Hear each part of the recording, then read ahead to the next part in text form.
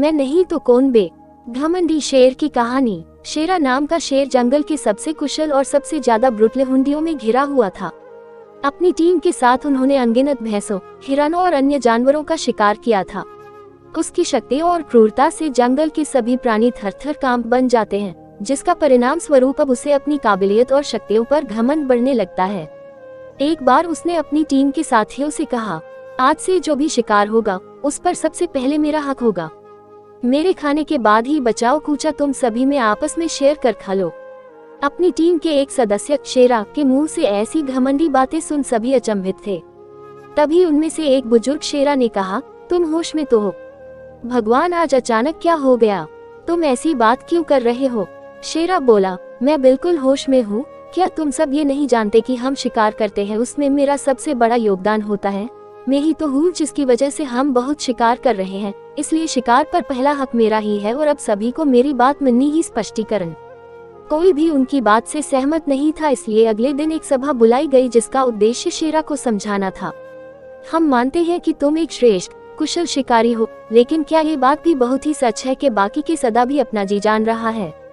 इसलिए हम इस बात के लिए सहमत नहीं हो सकते कि शिकार पर पहला हक ध्यान हो। हम सब मिलकर शिकार करते हैं और हमें साथ में खाना खाना चाहिए। टीम के सभी सदस्यों ने शेरा से कहा। शेरा इस बात को सुनकर गुस्से से अपने ही घमंड में चूर होकर बोली, तुम सबकी मति मारी गई है जो मेरी बात को वरीयता से इनकार कर रहे हो। अगर ऐसी ही बात है तो आज से मैं अकेला ही शिकार देखता हूँ और तुम सब मिलकर खुद अपने लिए शिकार करना। जब रोशनी मरोगी तब मेरे पास गिड़गिड़ाते हुए मत आना। और ऐसा कहकर घमंडी शेरा सभा को छोड़कर चले गया। कुछ ही समय बाद जब शेरा को जोरों की भूख लगी तो वह शिकार करने लगा। वो भैंसों के एक झुंड की तरफ दहाड़ते बढ़े, पर वो देखकर हैरान रह गई कि जो भैंस उसे देखकर ही कांपने लगी थी आज उसकी यात्रा पर जरा भी घबराए नहीं, उल्टे एकजुट होकर उसी का मार कर दूर खदेड़ दिया। भैंसों से पीटने के बाद उसने सोचा कि कोई बात नहीं, मैं हिरणों का शिकार करता हूँ। और वह हिरणों की ओर बढ़ जाता है, पर अकेले वो कहाँ तक इन फुर्तीले हिरणों को घोर अपराध पाता है। हिरन भी उसका हाथ नहीं आई।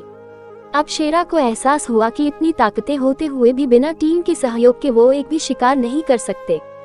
उसे बदमाशी होने लगी। अब वह टीम काम के महत्व से अच्छी समझ में आ गई। वह शेष शेरों के पास संदेश भेजता है और अपने इस व्यवहार के लिए क्षमा मांगता है और एक बार फिर जंगल यानी उसकी टीम के खतरे से कंपाने लगता है। कहानी की सीख, चाहे हम खेल में हो, कॉर्पोरेट जगत में काम करते हो या कोई घटना करते हो या किसी भी क्षेत्र में सफलता पाना चाहते हैं तो हमें एक अच्छी टीम का साथ देना चाहिए। टीम का हर एक सदस्य महत्वपूर्ण होता है और किसी भी लक्ष्य को पाने के लिए हर एक सदस्य छोटा मोटा रोल खेलता है। ऐसे हाथ की उंगलियां एक समान नहीं होती, लेकिन हम जानते हैं कि किसी एक उंगली के बैठने से हम सभी काम करने में कठिनाई होती है। वैसे ही टीम में भी किसी सदस्य की अधिक तो किसी की कम भूमिका होती है। यदि बड़ा योगदान देने वाले ये विज्ञापन की जो कुछ भी उन्हीं की वजह से है तो ये गलत होगा। इसलिए किसी तरह का घमंड करने की बजाय हमें एक टीम के रूप में काम करने के लिए सभी को महत्व देना चाहिए।